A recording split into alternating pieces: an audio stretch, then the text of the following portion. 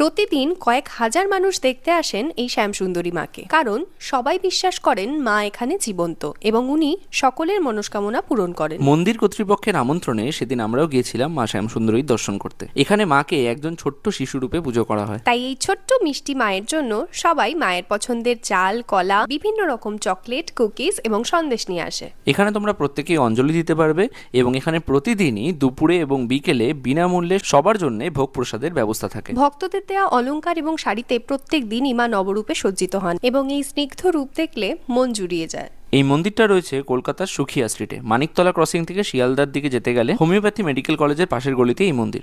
মা শ্যামসুন্দরীকে 28টা শনিবার দর্শন করলে সমস্ত গ্রহদোষ কেটে যায়।